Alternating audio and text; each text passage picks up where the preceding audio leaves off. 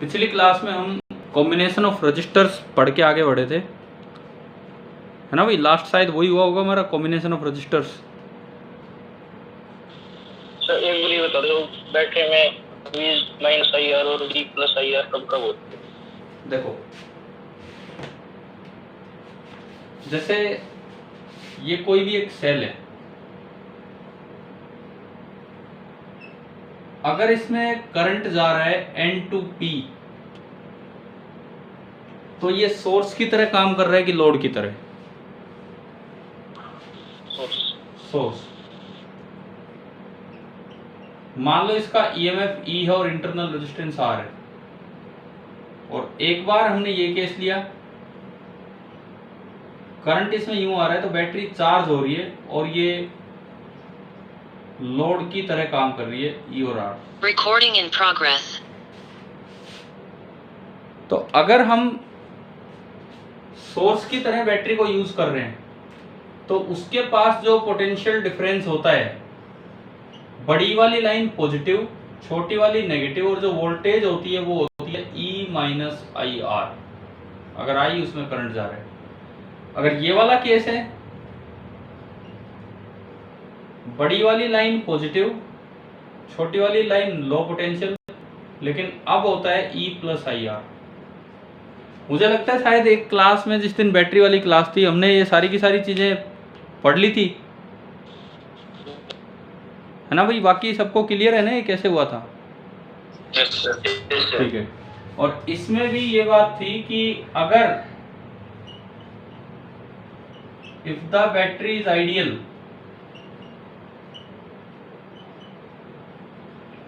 अगर आइडियल है तो V बराबर E ही होगा, चाहे वो सोर्स की तरह काम करे चाहे लोड की तरह काम करे, दोनों तीनों केस में। तीनों मतलब या कनेक्टेड ना हो।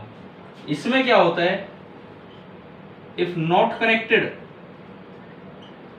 अगर बैटरी को कनेक्ट ही नहीं किया है तो आपका V बराबर E होता है। हाँ जी अंकित, क्लियर है कि नहीं बताओ? Sir clear. ठीक है। व्यू, अरे भाई होस्ट कहाँ है जी?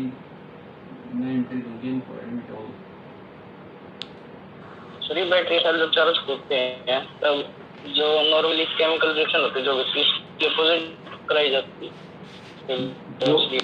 एक मिनट दोबारा बोलो। जो केमिकल रिएक्शन होती है वो मतलब रिवर्स करके कराई जाती है। हाँ, वो वही है कि देखो, मैंने उस दिन शायद एक नाम यूज किया होगा, लाइफ टाइम या कैपेसिटी ऑफ ए बैटरी, और हमने यूज किया होगा कि एम्पियर आर में वो बताई जाती है। क्या ये याद है आपको? है ना, एम्पियर आर में। अंकित के क्लास अटेंड नहीं की क्या वो? हाँ भाई अंकित बोलो, पूछ रहा हूँ मैं। Yes sir. वो क्लास अटेंड नहीं की क्या जिसमें एम्पियर आर और ये सब चीजें आई थी? तो उसमें हमने ये सीखा था कि वो जो चार्ज होता है इसके आइंस के पास, वो कब तक खत्म होगा तब तक ये बैटरी काम करेगी। अब वो डिस्चार्ज हो जाती है फुली तो फिर दोबारा से हमें वही चार्ज जनरेट करवाना पड़ता है थ्रू केमिकल रिएक्शंस। चलो मैं आगे बढ़ता हूँ। अभी मैंने आपको एक दिया था CPP 28, उसके आंसर्स बता दिए थे। उसमें कोई डाउट है किसी को? क्योंकि 29 तो मैंने आज ही डाला आपके लिए। नहीं है? 29 कर लिया है क्या आप लोगों ने या नहीं किया है? 29 तो नहीं यार, आप जवाब दो। देखो पहली बात, 28 कर लिया है कि 28 भी नहीं किया है? CPP नंबर 28 भी आप कर चुके हो कि नहीं किया है? कर लिया सर। उसमें कोई डाउट? जो आंसर्स बताए थे उनमें कोई डाउट नहीं है? ठीक है। 29 आज ही दिया था आपको, उसके आंसर्स मैं बता देता हूं, आपने किसी ने अटेम्प्ट कर लिए हो तो बताऊं कि ना बताऊं आंसर? आप तो यार कोई जवाब ही नहीं दे पा रहे हो। इससे ना यूं लगता है कि आप क्या कह रहे हो? बाद में बताऊंगा। चलो ठीक है, हम रुक जाते हैं। बताओ आंसर। लेकिन क्या 28 में किसी को कोई डाउट ही नहीं आया किसी भी सवाल में?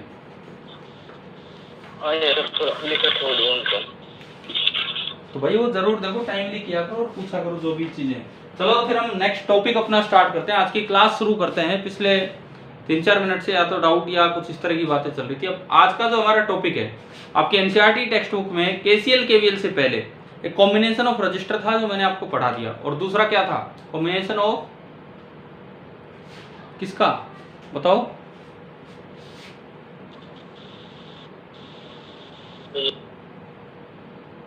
तो जो आज का हमारा टॉपिक होगा पूरी क्लास में वो चलेगा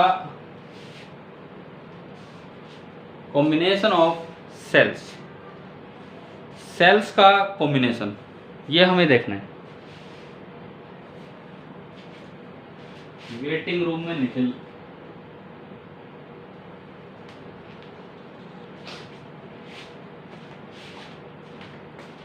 देखिए इसमें भी वही बात है। सबसे पहले हम पढ़ रहे होंगे सीरीज ग्रुपिंग या सीरीज कॉम्बिनेशन। सीरीज कॉम्बिनेशन की पहचान वही है कि कोई ब्रांच ना बटे। जैसे मान लो एक सेल यूं लगा रखा है, E1 EMF है और R1 इसका इंटरनल रेजिस्टेंस है। रियल सेल है तो इंटरनल रेजिस्टेंस मिलेगा ही मिलेगा। एक सेल यूं लगा रखा है E2 R2, और आपने इन दोनों को डायरेक्टली ज्वाइन करके सर्किट में कहीं फिट कर दिया, तो क्या यहां से यहां कोई ब्रांच निकली है क्या बीच में एक से दूसरे में जाने में? यहां से यहां कोई ब्रांच नहीं दिख रही है, तो ये दोनों के दोनों आपके सीरीज में हैं। अब आपको चाहिए इसका इक्विवेलेंट। ए और बी के बीच में आप इक्विवेलेंट ईएमएफ और इक्विवेलेंट इंटरनल रेजिस्टेंस निकालना चाहते हैं, तो उसके लिए आपने क्या किया? एक लोड रेजिस्टेंस कनेक्ट किया, एक लोड रेजिस्टेंस कनेक्ट किया आर। जैसे आप रजिस्टर्स का इक्विवेलेंट जब निकालते थे तो एक बैटरी कनेक्ट करते थे, एक सेल कनेक्ट करते थे, लेकिन सेल्स का इक्विवेलेंट निकालेंगे तो एक लोड कनेक्ट करेंगे आर। अगर इन दोनों ने मिलके इसमें आई करंट भेज दिया, अगर इन दोनों ने मिलके इसमें आई करंट भेजा, तो एक अकेला ऐसा cell E equivalent and R equivalent कि अगर मैं ए और बी के बीच में उस अकेले सिंगल सेल को लगा दूं और यही लोड कनेक्ट कर दूं, तो वो भी अगर आई करंट भेज दे तो वो उसकी इक्विवेलेंट वैल्यूज हो जाएंगे। इक्विवेलेंट सेल का मतलब आ गया समझ क्या है? ठीक है, ठीक है। अगर रजिस्टर्स का इक्विवेलेंट निकालते तो हम नीचे बैटरी लगाते थे कि इन रजिस्टर्स में एक बैटरी ने आई करंट भेजा, अगर उनकी बजाय एक सिंगल रजिस्टर उसी बैटरी के साथ लगाओ तो वो भी आई करंट। लेकिन सेल्स के इक्विवेलेंट में नीचे रजिस्टर लगाए। अब केवल केवीएल लगाएं और कंपेयर करें, उसी से काम बन जाएगा। देखिए ये आई करंट आया, तो यहां तो प्लस माइनस, हमें अच्छे से याद है कि रजिस्टर में जहां से करंट एंटर करता है वो प्लस होता है, दूसरा माइनस और आई आर। इधर आओ, ये माइनस ये प्लस। हाँ भाई, जिस तरह से आपने डायग्राम बना रखा है, ये E2 वाला सेल सोर्स है कि लोड है? बताओ।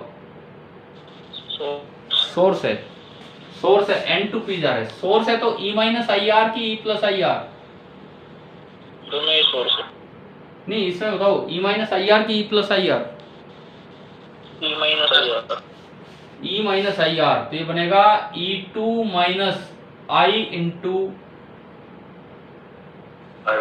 R2।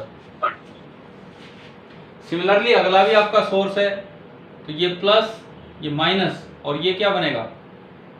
E1 minus I into R1। और अगर आप उधर देखते हो, ये plus minus I into R, और ये प्लस ये माइनस, ये सोर्स है, अगेन ये सोर्स है, तो E equivalent minus I into R equivalent. हमें करना क्या है? सबसे पहले इसमें घूम के केवीएल लगाओ।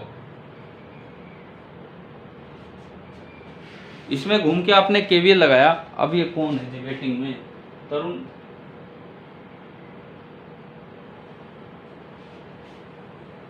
देखिए इसमें आपने घूम के केवीएल लगाया, पहली एंट्री माइनस से, तो क्या लिखें? पहली एंट्री माइनस से तो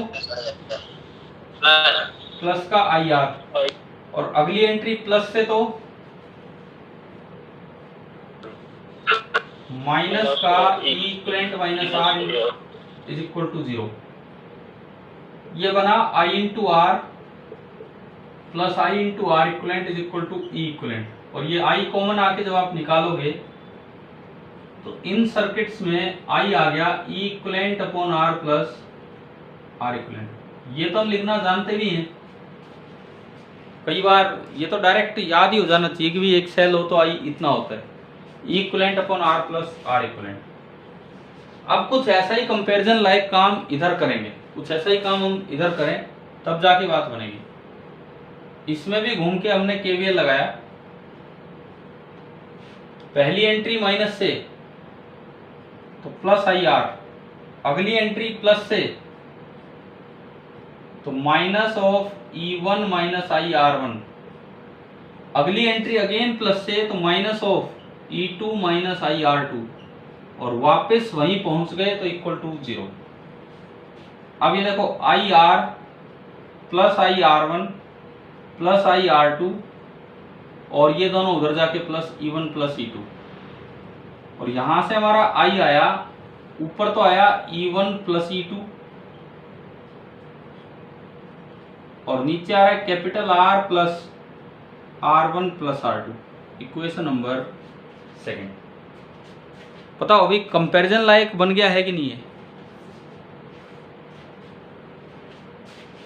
ठीक है, कंपैरिजन लायक बन गया।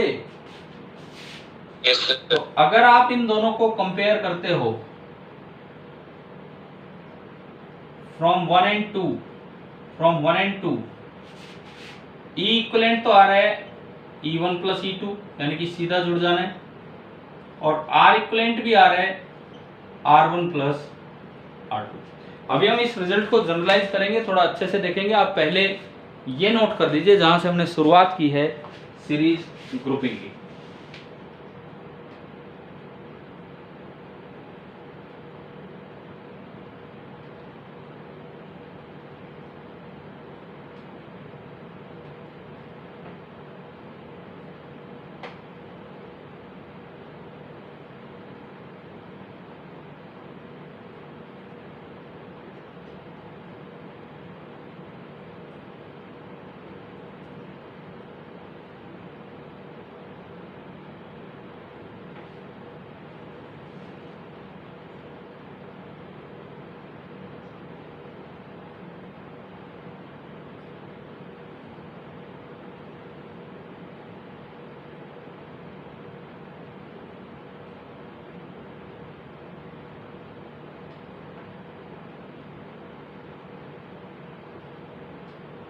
हो गया। ठीक है, एक मिनट, एक बार आपकी अटेंडेंस देख रहा हूँ, आप कौन है कौन नहीं है।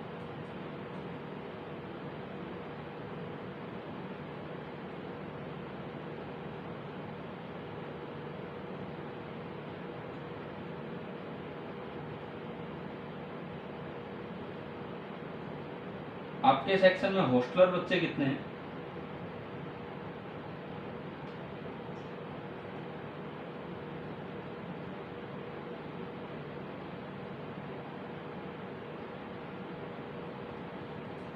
भाई हॉस्टल वाले कितने बच्चे हैं?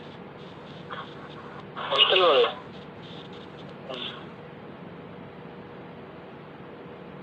या नहीं ध्यान?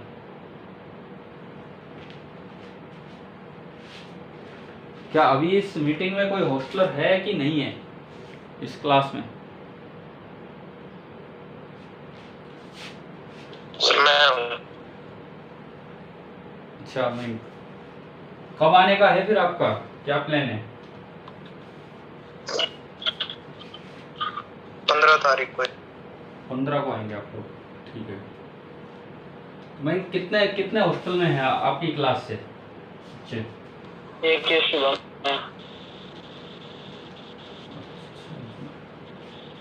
चलो ठीक है, अब ये जो करते हम कंटिन्यू आगे। सीरीज कॉम्बिनेशन जो बना, इसमें हम जनरल रिजल्ट जो है n सेल्स का वो देखते हैं पहले। E इक्विवेलेंट जो बनेगा,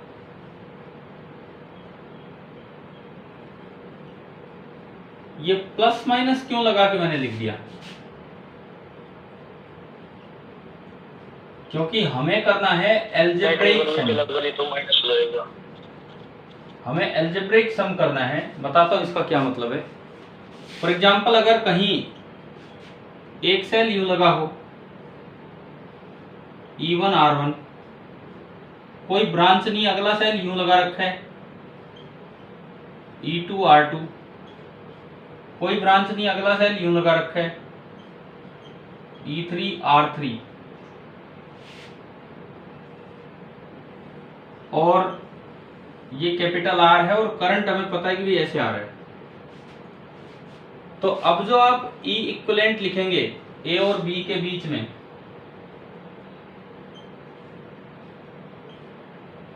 क्योंकि करंट ऐसे आ रहा है तो E इक्विवेलेंट की जो पोलैरिटी होगी वो ये दिखानी होगी, कैपिटल R, ये E इक्विवेलेंट और ये R इक्विवेलेंट।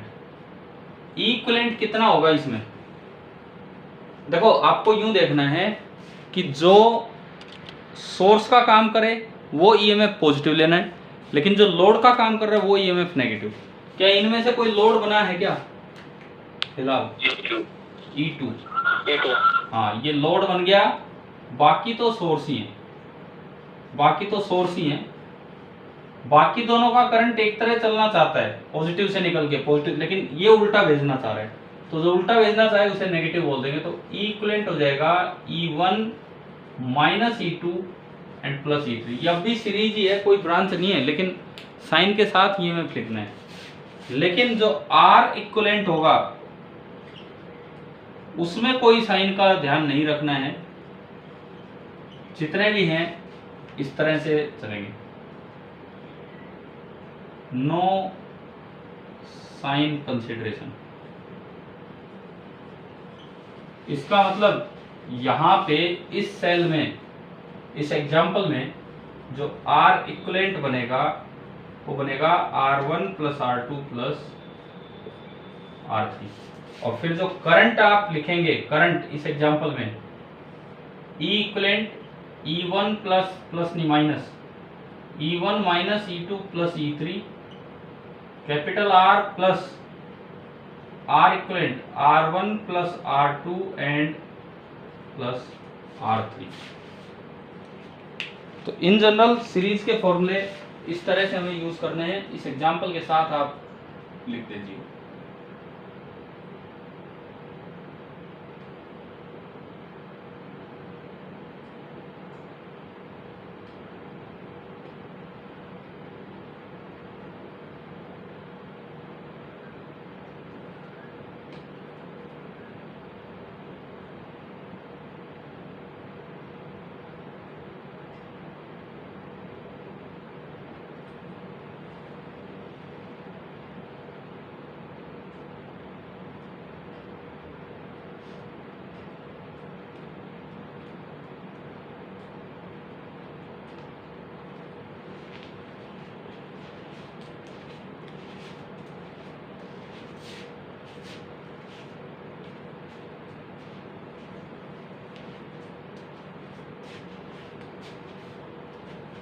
हो गया? Yes sir.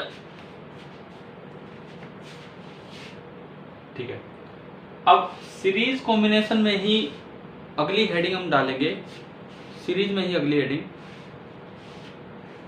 Series grouping of n identical sales, n छोटा n लेकिन अब एक जैसे।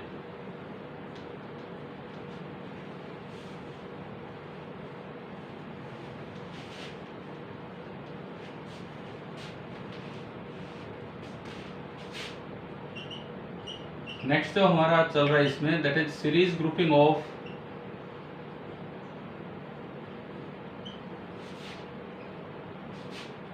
n आइडेंटिकल सेल्स की ग्रुपिंग है, और आइडेंटिकल सेल में हर एक सेल जो आप ले रहे हैं that is E naught R naught, हर एक सेल ये है E naught R note.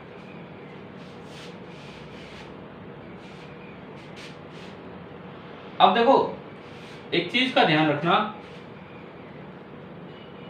Unless stated otherwise, जब तक कुछ और ना बता रखा हो,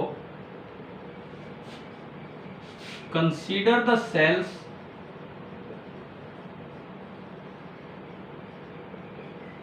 टू बी कनेक्टेड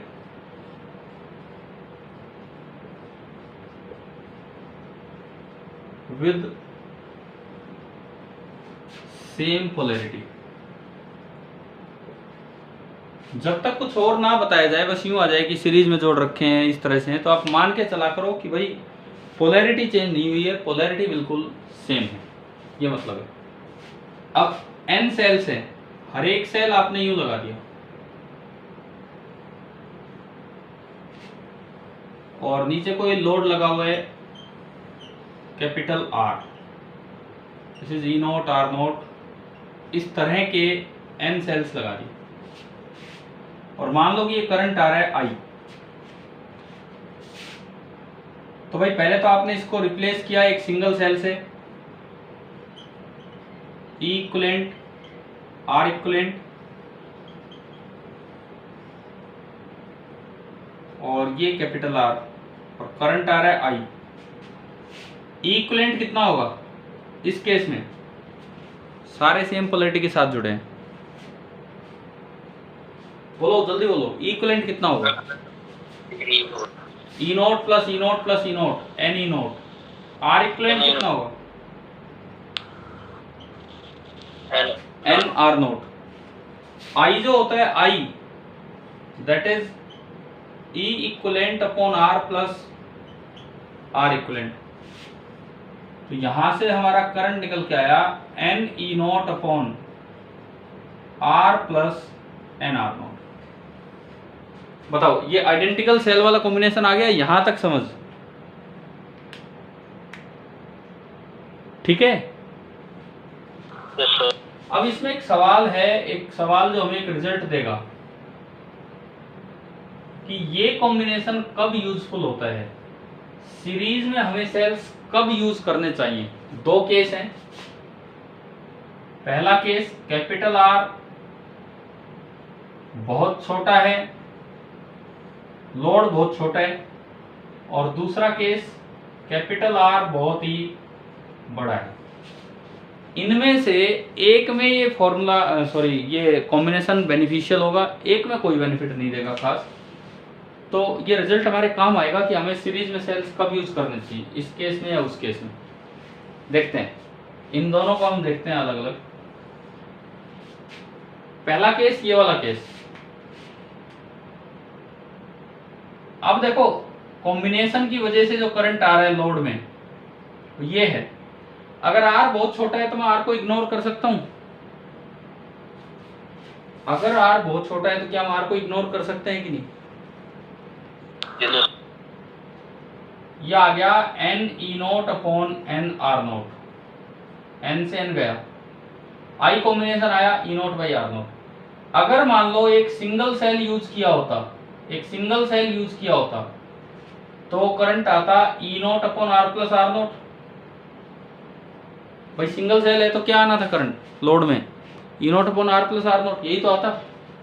और R बहुत छोटा है, R बहुत छोटा है तो this is again E nought by R note. तो आप यूं बताओ, सिंगल सेल यूज करते तब भी यही करंट आता, आपने N सेल्स यूज किए तब भी यही करंट आ रहा है, तो क्या कोई बेनिफिट है? यहां अगर मैं देखता हूं इस वाले केस में I combination nearly same as I single, so not useful. यहां पे ये कॉम्बिनेशन यूजफुल नहीं हुआ। चलो उधर चेक करते हैं। अगर मान लो लोड बहुत बड़ा है, अगर लोड बहुत बड़ा है और वो वाला केस हम देखें तो आई कॉम्बिनेशन, तो इस लोड के मुकाबले कुछ भी आएगा वो इग्नोर हो जाएगा। ये है करंट कॉम्बिनेशन का। एन ई नॉट अपॉन क्या बचेगा नीचे बताओ, आर बचेगा। लोड काफी बड़ा है, अब ये आर बचा। अब मैं लिखता हूं I due to single cell. अगर एक सेल होता तो ये होता E naught upon R plus R naught, लेकिन आर बहुत बड़ा है तो आर नोट गया, तो कितना आ गया ई नोट बाई आर। क्या यहाँ पे एन सेल्स की वजह से करंट एन टाइम्स हो गया कि नहीं इसका? यानी कि I combination is nearly n times I single. तो बताओ यहाँ पे फायदा मिला कि नहीं कॉम्बिनेशन यूज करने का? बिल्कुल फायदा मिला। तो यहाँ पे ये कॉम्बिनेशन यूजफुल है। मतलब ये जो आपने लास्ट में ये काम किया है ना, ये एक रिजल्ट की तरह याद रखना चाहिए कि सीरीज में सेल्स तब लगाने के चांसेस ज्यादा होते हैं, तब फायदा देगा जब लोड रेजिस्टेंस बहुत ही हाई। कर लीजिए नोट और ये रिजल्ट अच्छे से याद रखना, शायद इसे वर्ड्स में भी लिख लेना अपने तरीके से।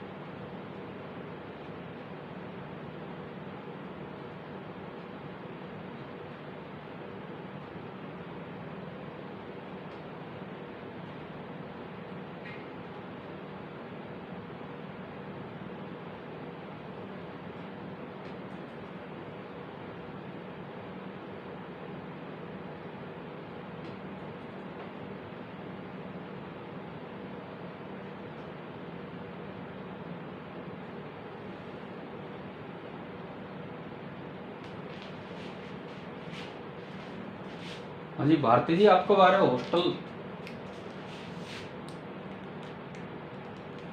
भारती आप भी हॉस्टलर हो ना?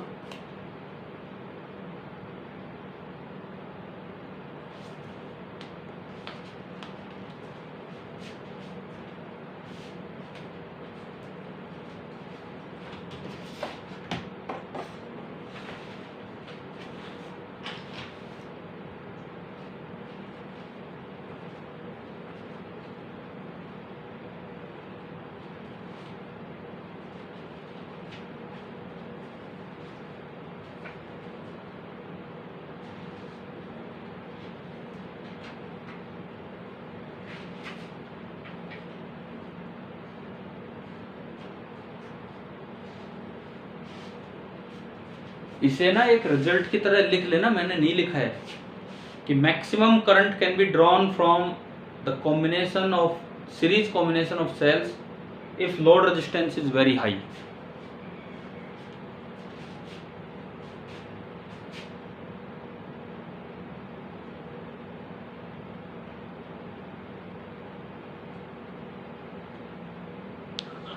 हो गया?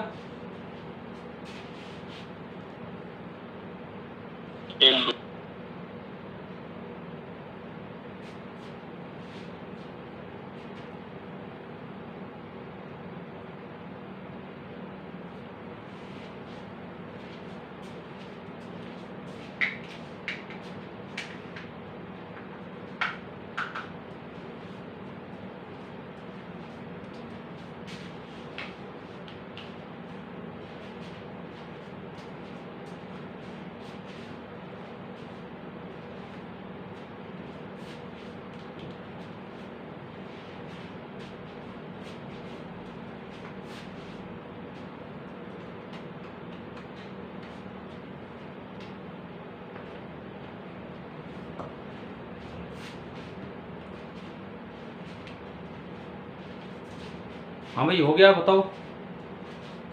हो गया सर। ठीक है, एक सीरीज पे एक क्वेश्चन लेके फिर हम पैरेलल पे चलेंगे। अब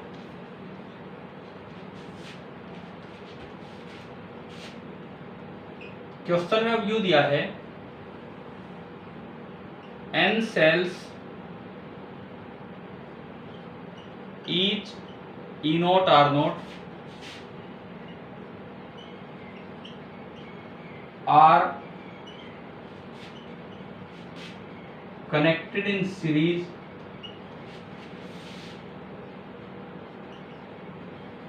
with the load R, R के साथ इनको सीरीज में लगा दिया। Out of these N sales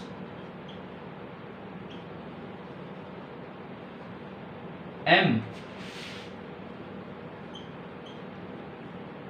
are connected with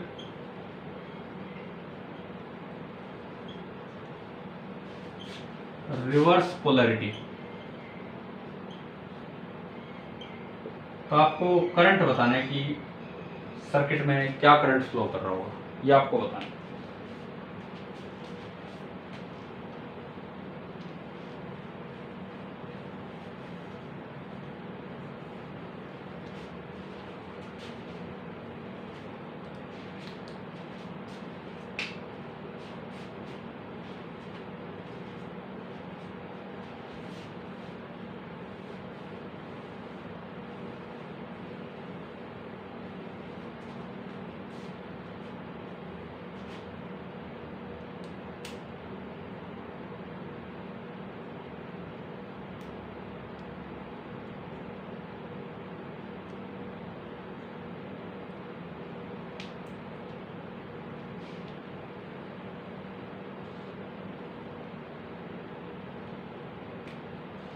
sir n-2m E nought upon r plus n r note.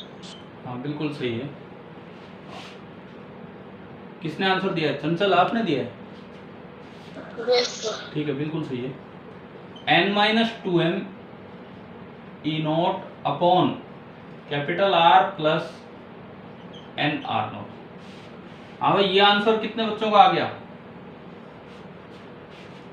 अच्छा, इसमें कुछ का ये आंसर आया है, n-m निकाल के लाए हो? बिकॉज ये सवाल जब भी देते हैं तो आधी बार बच्चे आंसर देते हैं n-m इंटू ई नोट। किस किस का आंसर ये आ रहा था n-m इंटू ई नोट? 2m आएगा।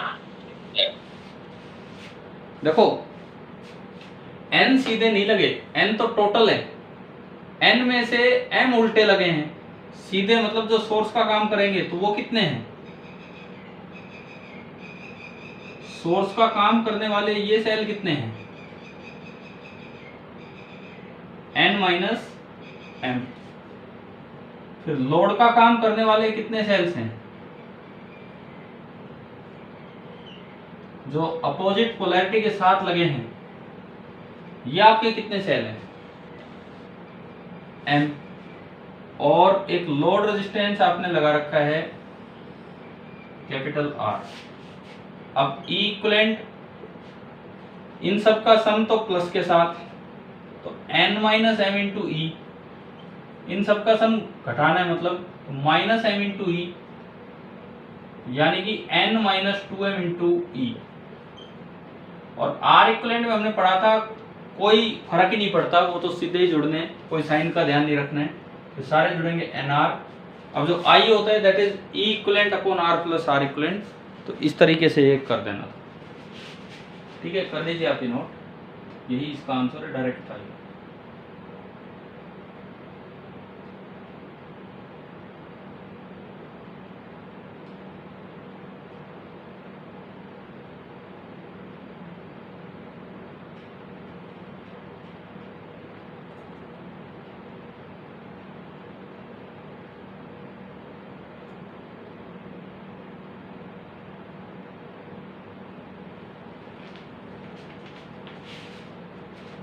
तो अब चले हम पैरेलल कॉम्बिनेशन पे।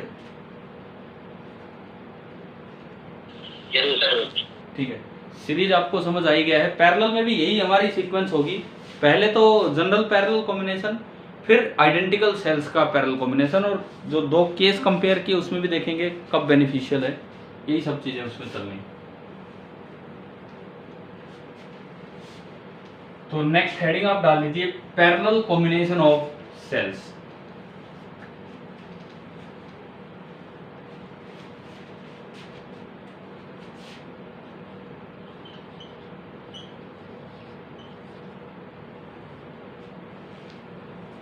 Parallel combination of cells. एक बार तो मैं दो सेल लगाऊंगा, जैसे एक ये सेल है E1 R1, और एक ये सेल है E2R2, दोनों इस तरीके से एक लोड के साथ कनेक्ट किए गए हैं, दोनों इस तरीके से एक लोड के साथ कनेक्ट किए गए हैं यूं। ये दोनों अब सीरीज में है कि पैरेलल में है,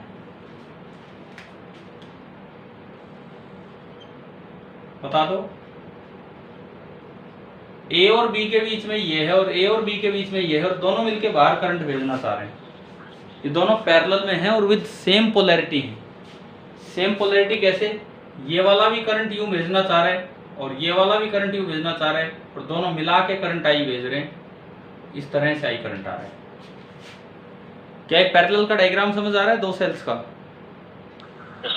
और अगर इसमें देखो, अगर ये एक उल्टा लगा होता ना तो ये पैरेलल ही होता, लेकिन ये रिवर्स पोलैरिटी के साथ हो जाता। फिर जो भी फॉर्मूला आएगा उसमें ईएमएफ माइनस के साथ होगा। अगर मुझे इसका इक्विवेलेंट बनाना हो, पहले तो मैं अपने रिजल्ट पे आऊं।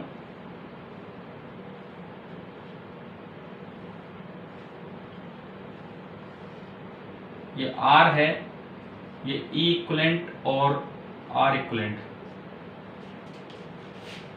करंट वही I। पहले तो सुनो, जो रिजल्ट आएगा जो हमें याद भी रखना है, E इक्विवेलेंट बराबर E1 by R1 plus E2 by R2 1 by R1 plus 1 by R2। ये तो एक्सप्रेशन आएगा E इक्विवेलेंट का। मैं पहले इसलिए लिख रहा हूं कि हमें याद भी तो हो जाना चाहिए। और R इक्विवेलेंट का उस तरह का एक्सप्रेशन आएगा जैसा कि पैरेलल में रेजिस्टर्स का हुआ करता था, 1 by R1 plus 1 by R2। ये आना है हमारा। रिजल्ट तो याद होने चाहिए। एक्सप्रेशन कैसे आएगा देखते हैं। कैसे आएगा? वही केवीएल केसीएल उन सब का यूज। आपकी बुक में हालांकि ये चीजें पहले कर रखी है केवीएल केसीएल से पहले, लेकिन हम केवीएल केसीएल पढ़ चुके तो अब उनका यूज करके आसानी से सीख सकते हैं। करें स्टार्ट इसका प्रूफ। देखो, पहले मैं इसमें लगाऊं वही केवीएल, तो ये प्लस माइनस आई आर और ये सोर्स है, तो प्लस माइनस क्या बनेगा बताओ यहां? ई इक्विवेलेंट प्लस की minus, minus I into R equivalent. आप इसमें घूम के जब आप केवीएल लगाएंगे तो यहां से केवीएल से आई निकालोगे तो वही आना है, फिक्स है। तो E equivalent upon R plus R equivalent, equation number 1। ये आपका आई आना है, E equivalent upon R plus R equivalent. ये बनी हमारी इक्वेशन नंबर 1।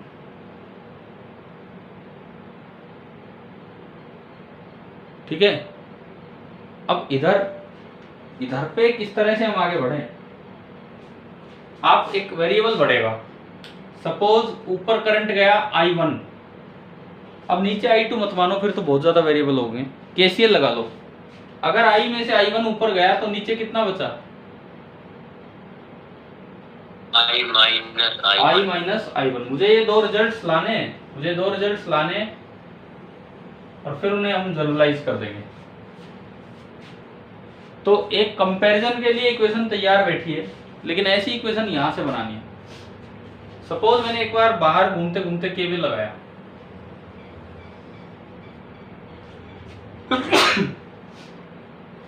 पहले मैं लिख लूं ये plus minus E1 minus I1 R1 और ये प्लस माइनस IR। चलिए इसमें केवीएल लगाओ। पहली एंट्री माइनस से तो प्लस E1 माइनस IR। आई नहीं, फिर गलती हो जाएगी। I1 R1 हम इसमें केवीएल लगा रहे हैं अभी। और अगली एंट्री प्लस से तो माइनस IR और इज इक्वल टू 0। देखो I1 एक फालतू का वेरिएबल है, क्या उसमें कहीं I1 है उस साइड? कहीं नहीं है। तो मुझे I1 को हटाना होगा। तो मैं पहले एक बार I1 ले आऊं अपना, कितना आ रहा है? I1 R1 उधर आपने भेजा, तो देखो जो I1 आ रहा है E1 minus IR upon R1। आप ये बताओ, ये समझ आया? Yes sir. ये I1 हटाना होगा, इसीलिए I1 पहले एक बार अलग से निकाल लिया। अब हम ये जो दूसरा है, आपको कॉपी में अगर लिख भी लिया, मिटाने की जरूरत नहीं, मैं तो यहाँ जगह बना रहा था। अब हम दरअसल इसमें घूम के केवीएल लगाएंगे, क्योंकि मुझे तो एक ऐसा रिलेशन चाहिए उस तरह का। यहाँ देखें इसमें तो ये प्लस, ये माइनस, ये सोर्स का काम कर रहा है, तो E2 minus I minus I1 into R2। चलिए इसमें केवीएल लगाओ। पहली एंट्री यहां से,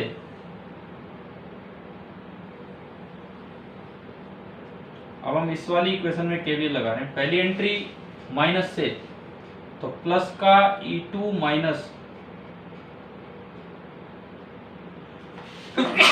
I minus I1 into R2, और अगली एंट्री प्लस से तो माइनस IR और इज इक्वल टू 0। एक बार ये बताओ, क्या यहाँ तक समझ आया क्या? Yes sir. अब मुझे I1 हटाना है क्योंकि उससे कंपेयर करना है, तो I1 की वैल्यू यूज कीजिए इसमें, यूज इक्वेशन 2। तो ये बना E2 minus I minus I1। I1 आपका है E1 minus IR upon R1, और पूरे के बाहर है R2 और माइनस IR और इज इक्वल टू 0। अब ना बस इसको उस तरह अरेंज करना है, अब इसको आगे बढ़ा के लेके चलना और उस तरह अरेंज करना है। पहली टर्म है E2 माइनस, सेकेंड टर्म है IR2, थर्ड टर्म है माइनस माइनस प्लस हो गया E1 by R1 into R2,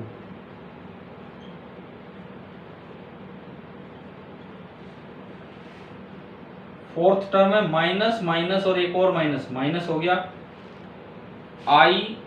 R2 by R1,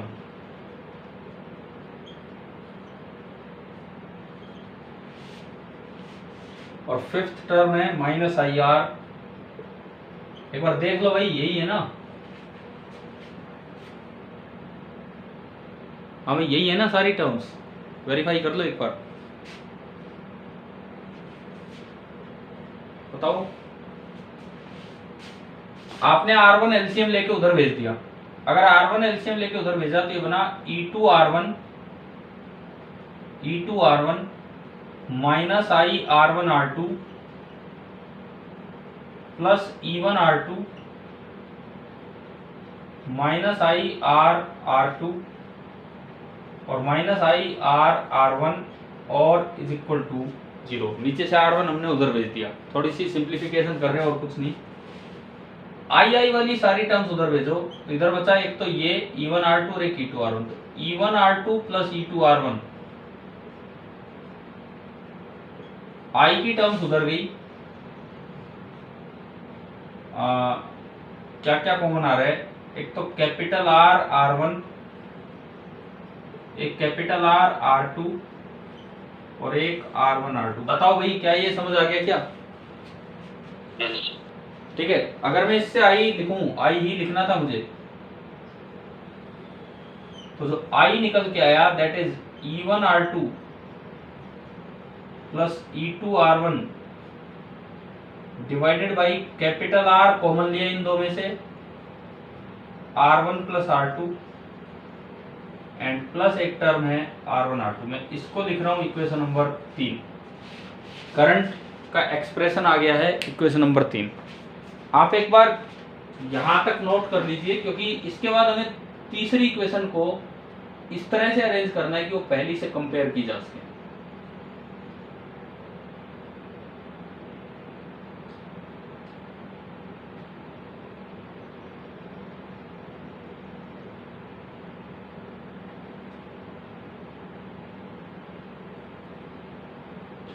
कर लिया सर नोट।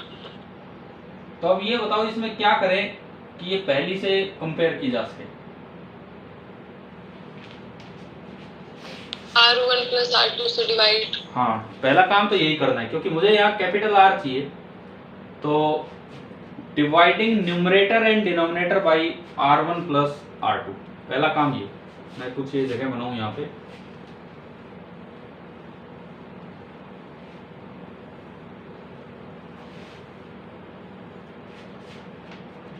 तो इक्वेशन नंबर 3 को मैं आगे कंटिन्यू कर रहा हूं, आप तो अपने कॉपी में आगे बढ़ाओ काम को सीधा। I बराबर, अब न्यूमरेटर और डिनोमिनेटर को R1 प्लस R2 से डिवाइड करोगे तो ये बनेगा, ऊपर तो बन गया E1 R2 plus E2 R1 divided by R1 plus R2, और नीचे बचेगा capital R plus R1 R2 upon R1 plus R2। अब आप कर दो कंपेयर, इसको मैं इक्वेशन नंबर 4 बोल रहा हूं। कंपेयरिंग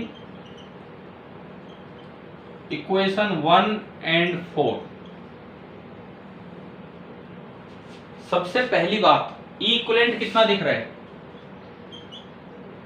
ये ऊपर वाला सारा, नीचे R1 प्लस R2, ऊपर E1 R2 plus E2 R1। क्या पहला कंपैरिजन समझ आ गया? पहला ठीक है। इसमें प्रॉब्लम क्या है कि अगर तीसरा कोई सेल आ गया तो कैसे फिट करेंगे, जैसे 1 2 के साथ है, 2 1 के साथ, फिर 3 कहां जाएगा। तो इसको इस तरह अरेंज करो कि 1 की टर्म एक साथ रहे, 2 की टर्म एक साथ। तो क्या वो फॉर्मूला ऐसे लिखा हुआ है क्या कि अगर तीसरा सेल आए तो वो भी ऐड हो जाए, है ना? आंसर तो ये भी आ गया 2 सेल के लिए, लेकिन तीसरा कैसे फिट होगा इसमें, वो देखना हमें। तो R1 R2 से डिवाइड करते हैं। हाँ, R1 R2 से न्यूमरेटर और डिनोमिनेटर दोनों को डिवाइड कर दो। E1 R2 plus E2 R1 divided by R1 R2, R1 plus R2 divided by R1 R2। अब क्या होगा, 1 1 की टर्म एक साथ, 2 की टर्म एक साथ, आप अलग अलग कर लो। E1 R2 by R1 R2 बन गया E1 बाई R1, प्लस ये बन गया E2 बाई R2। नीचे भी ऐसे ही देखोगे तो 1 by R1 and plus 1 by R2। तो आप ये बताओ पहली चीज प्रूव होगी है कि नहीं, वो जो ऊपर उस गोले में डाल रखा है, ठीक है। दूसरी चीज, R क्या आ रहा है, अगर आप सेकंड वाला पॉइंट कंपेयर करते हैं यहां से, R इक्विवेलेंट निकल के आ रहा है R1 R2 अपॉन, इसमें इस तरह लिखने में फिर एक दिक्कत होती है कि भाई तीसरा आ गया तो कहां फिट करें, तो इसका रेसिप्रोकल हम ले लेते हैं, जैसे पैरेलल के फॉर्मूले याद करते हैं वैसे। हाँ, यही बन जाना है। अब इससे फायदा ये होता है कि ये भी जनरलाइज हो सकता है आगे। 1 by R equivalent is equal to 1 by R1 plus 1 by R2। तो आप एक बार ये काम फिनिश कीजिए, जो थोड़ा सा मैनिपुलेशंस चल रहे हैं, इसको कीजिए पूरा।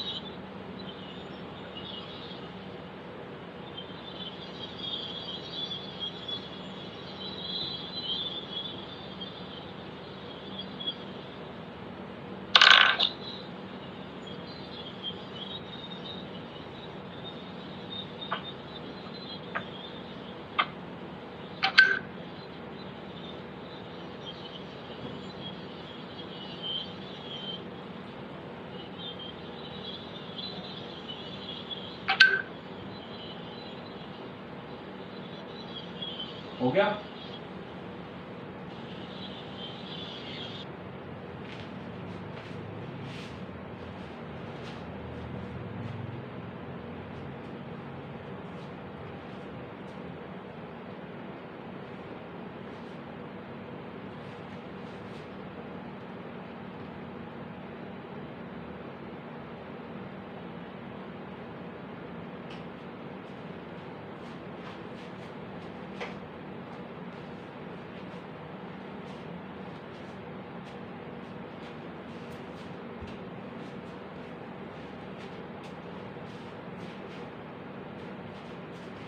हो गया भाई?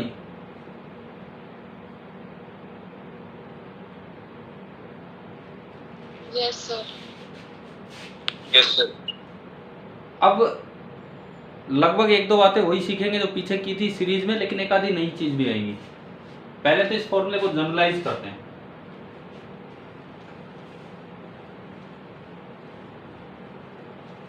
सबसे पहले हम इस फॉर्मूले को जनरलाइज करें।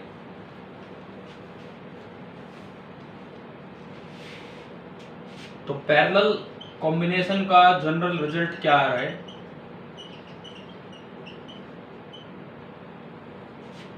E equivalent is equal to, नीचे तो आ रहा है 1/R1 plus 1/R2 continued up to 1/Rn, ये तो प्लस के साथ ही रहेंगे, लेकिन ऊपर EMF आने की वजह से, समझ गए? ये अभी पिछले में भी बताया था।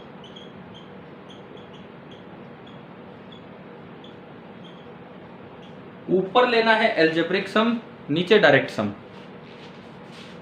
लेकिन जो 1/R इक्वलेंट है वो अभी भी ऐसे ही है, 1/R1 प्लस 1/R2। ये नीचे पूरा 1/R इक्वलेंट ही होता है और कुछ नहीं होता है यहाँ पे। ये नीचे पूरा 1/R इक्वलेंट ही बैठा होता है। तो अगर आप 1/R इक्वलेंट को इधर भी उठा के लाओ तो ये फॉर्मूले को बच्चे ऐसे भी लिख लेते हैं कई बार। जरूरत तो नहीं हमें इस तरह बनाने की, बट ऐसे भी लिख लिया जाता है।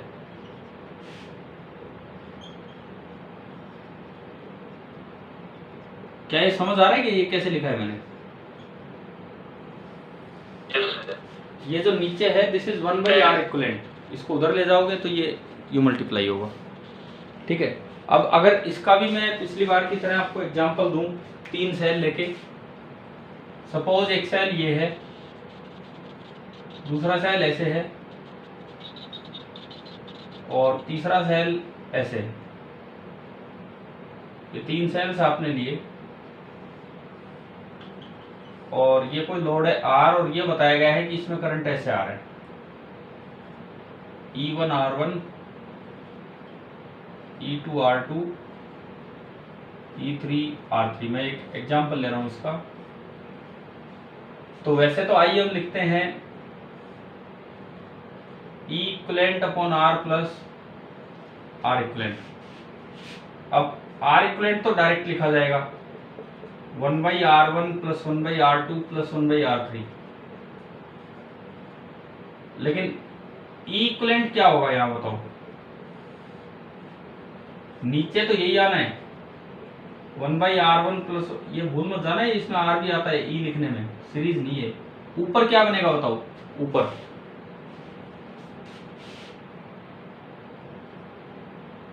E1/R1 कौन सा अपोजिट पोलैरिटी के साथ लगा रखा आपने?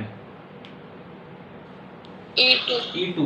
तो वो टर्म माइनस के साथ आएगी, E2/R2 and plus E3/R3।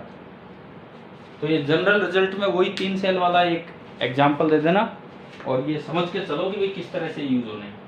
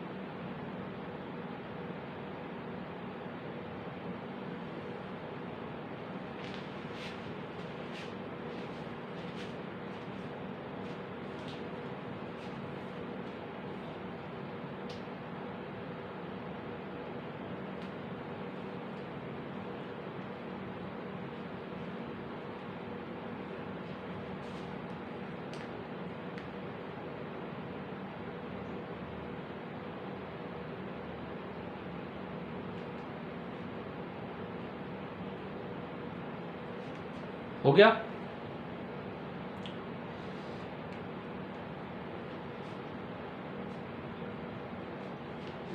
Yes, sir.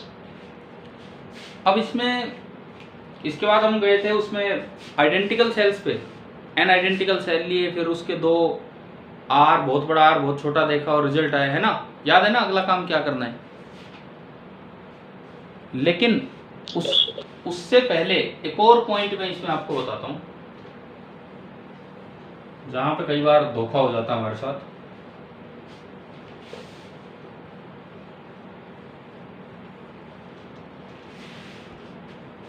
मान लो जैसे यही दो सेल का डायग्राम है, E1 R1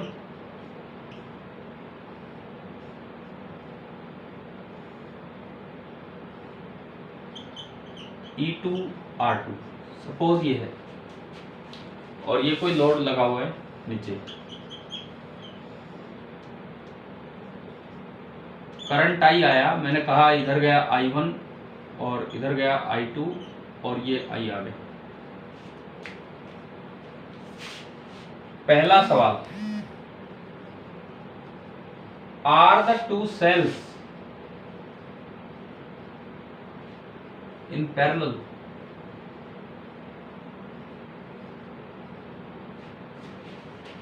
दूसरा सवाल, are the two registers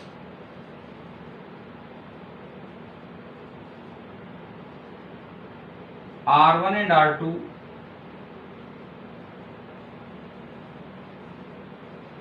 in parallel?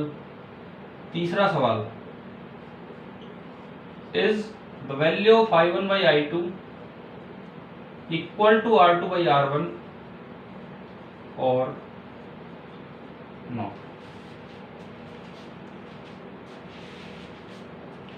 पहले सवाल का आंसर मैं दे रहा हूं, ये तो हम अभी पढ़ के आए हैं कि ये दोनों सेल किस में हैं, पैरेलल में हैं। अब सेकंड का आंसर आप दीजिए।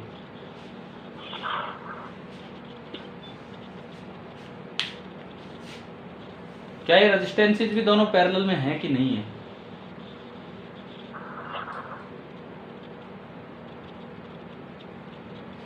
देखो, रेजिस्टेंसेस को अलग से देखने का मतलब है, सुनिए, आपको ये दो सेल ऐसे बनाने होंगे, एक E1 R1 E2 R2। Resistances का जिक्र है तो आपको ये दो सेल इस तरह बनाने होंगे, और ये आपका है capital R, E1 R1 E2 R2। अब बताओ क्या ये दोनों R1 R2 पैरेलल में हैं कि नहीं है?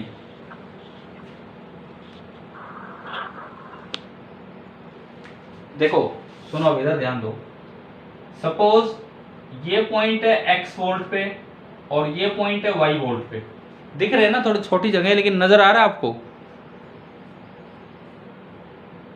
हाँ ठीक है, सुनो, ये X पे ये Y पे, तो R1 के भी इधर Y है, R2 के भी इधर Y है, लेकिन जितना डिफरेंस यहाँ है पोटेंशियल का, क्या उतना ही डिफरेंस यहाँ है क्या? यहाँ पे एक आइडियल सेल E1 लगा है और यहाँ एक आइडियल सेल E2, हो सकता है वो 4 वोल्ट का हो, ये 5 का, तो यहाँ का पोटेंशियल x-4 हो गया और यहाँ का x-5, तो क्या जो पोटेंशियल डिफरेंस R1 के पास है वही R2 के पास है? बिल्कुल नहीं है। चाहे R इक्विवेलेंट का फॉर्मूला वैसा आ गया हो, वो इक्विवेलेंट निकालने का तरीका है, बट अगर ऐसा कोई आता है अरेंजमेंट, तो आंसर इसका होगा नो। इस वक्त ये दोनों पैरेलल में नहीं है, और अगर ये पैरेलल में ही नहीं है तो क्या आप ये कह सकते हो कि करंट ऐसे बटेगा इनवर्स रेशियो में? नो। तो ये वो है गलतफहमी जो अक्सर गलती करवा सकती है हमसे, क्योंकि ये ना बताएं तो यूं ही लगता है कि हाँ भी ये पैरेलल है। रिजल्ट के साथ आप ये चीज और ऐड कर दीजिए उसमें।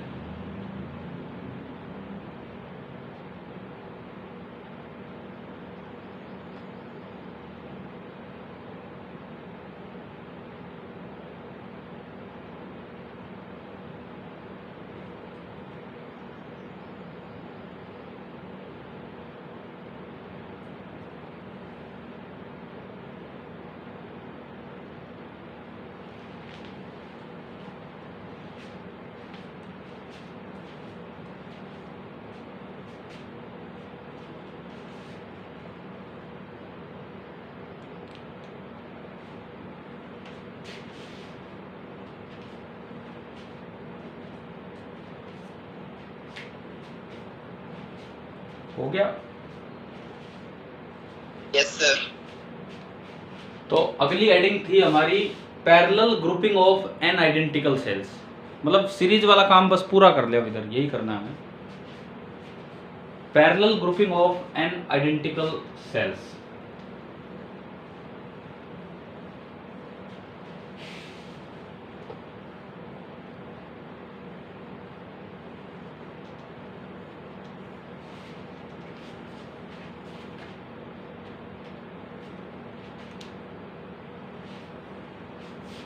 अगर n आइडेंटिकल सेल्स हैं, वहां पे आपने एक स्टेटमेंट लिखी थी कि अनलेस स्टेटेड अदरवाइज, लिखा था ना ये, कुछ ना बोला हो तो हम यूं मानेंगे कि भाई सारे के सारे सेल्स सेम पोलैरिटी के साथ लगे हैं और हर एक सेल है E naught R note, last वाला भी है E नोट R नोट, और ऐसे ऐसे कितने सेल्स हैं n, और सबके साथ एक लोड रेजिस्टेंस कनेक्टेड है R। मुझे I चाहिए,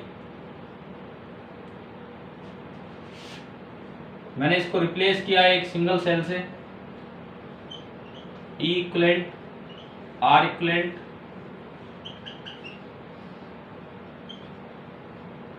और ये I मुझे निकालना है। I हम जानते हैं I होता है E equivalent upon R plus R equivalent.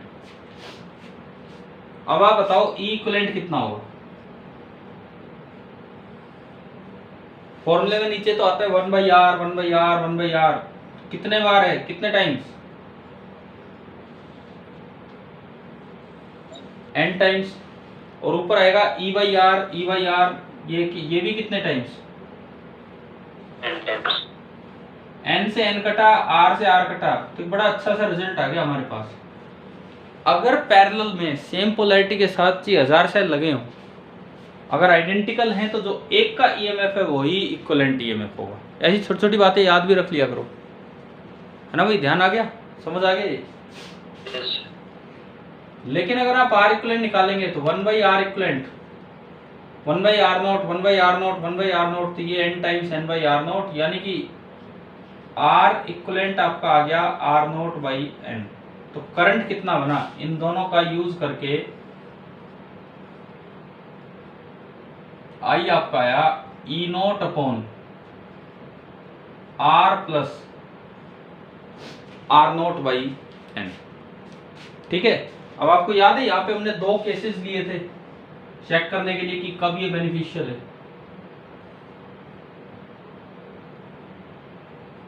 एक बार R बहुत छोटा,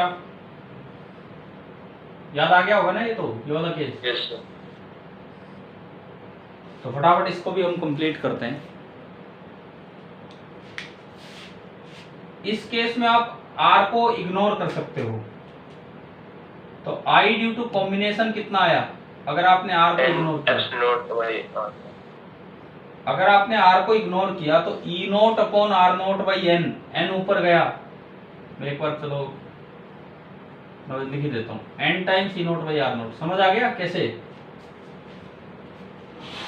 Yes, sir. लेकिन अगर आप I सिंगल लिखते एक सेल की वजह से, एक सेल की वजह से तो होना था E nought upon R plus R note, और R को इग्नोर करते ये होता E nought by R note. तो क्या ये कॉम्बिनेशन ने इसके मुकाबले n टाइम्स कर दिया कि नहीं करंट? Yes, yes. यानी कि I combination is nearly equal to n times I single, यानी कि ये हमारे लिए यूजफुल है। It means parallel combination of cells कब यूज करना चाहिए? जब लोड रेजिस्टेंस बहुत ही कम हो, ज्यादा हो, कम हो। ये रिजल्ट याद रखना भाई, मैक्सिमम करंट इससे आप n टाइम्स करंट उस समय ले पाओगे जब लोड रेजिस्टेंस बहुत ही कम है। अच्छा इधर देखते हैं, I ड्यू टू कॉम्बिनेशन, इस बार R नोट वाली टर्म को इग्नोर करो, तो ये आ रहा है E nought by R, and I due to single, जो कि वैसे तो होना था E nought upon R plus R nought, लेकिन R बहुत बड़ा है तो इसको इग्नोर करेंगे, तो ये भी E नोट बाई R। तो क्या दोनों सेम ही दिख रहे हैं कि नहीं? I combination is nearly I single, it means कोई बेनिफिट ही नहीं हुआ, सेम ही करंट, ये नॉट यूजफुल। इसी तरीके से आपने वहां पे नोट किया होगा जो रिजल्ट्स हैं हमारे वो उल्टे हो गए उससे। आप ये कंप्लीट कीजिए, एक बार लिख लीजिए पहले।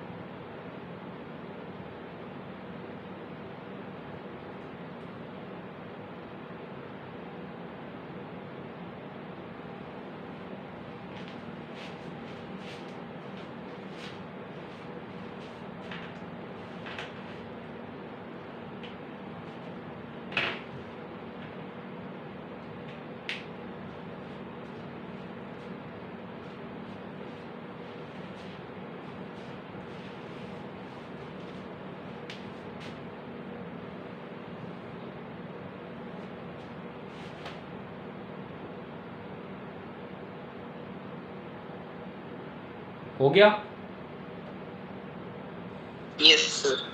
अब है ना वो क्वेश्चन आपका होमवर्क है, क्या था सवाल? क्या था सवाल?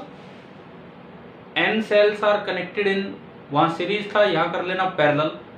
Out of those n m are connected with reverse polarity. समझ आ गया ना कौन सा सवाल? यस। सेम क्वेश्चन एक बार लिखना, सीरीज की जगह पैरेलल कर लेना। एक तो वो, एक और मैं आपको होमवर्क दे रहा हूँ, 2 सवाल मैं आपको यहाँ दे रहा राइट हूँ। वाला देता हूँ। क्या? राइट वाला मत देता हूँ। चलो मैं और राइट वाला और मैं। ठीक है कर लो आप ये एक बार। एक क्वेश्चन तो होमवर्क में ये है, n सेल्स हैं, E naught R note, out of n m लगे हैं रिवर्स पोलैरिटी के साथ, लोड रेजिस्टेंस R है, करंट बताना, वही सवाल।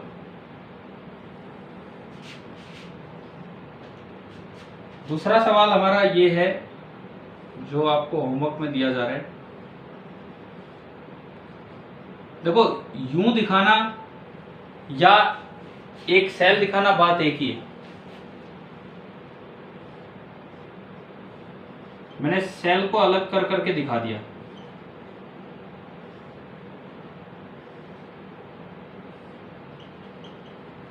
और ये दिखा दिया कैपिटल। इस तरह से क्या ये वही सेम है कि नहीं? 2 सेल पैरेलल में लगे और नीचे लोड आर। बताओ एक बार, क्या ये वाला डायग्राम, क्या उस डायग्राम में और इसमें कोई फर्क है कि 2 सेल पैरेलल में लगे और फिर नीचे लोड लगा रखा है आर? कोई फर्क नहीं है, बिल्कुल सेम है। समझ गए हो ना? कोई फर्क नहीं है, बिल्कुल सेम है। लेकिन इसमें एक पॉइंट ए ले लिया और एक पॉइंट बी ले लिया, करंट नहीं पूछा, फाइंड VA माइनस VB। अब आपको खुद देखना है सीरीज है, पैरेलल है, क्या नहीं है। तो एक तो ये 2 सवाल ये होमवर्क में रखना, प्लस CPP नंबर अपना 29 जो है वो भी ट्राई कर लेना। ठीक है, ये नोट कीजिए आप।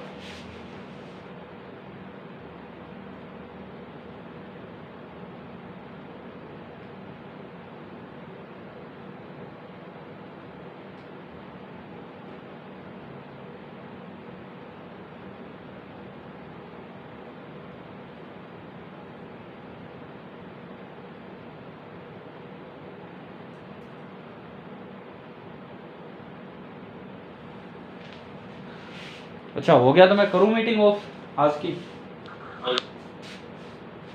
ठीक है, मैंने स्क्रीनशॉट से भेज दिया आपके ग्रुप पे, आगे कल देखते हैं। Thank you.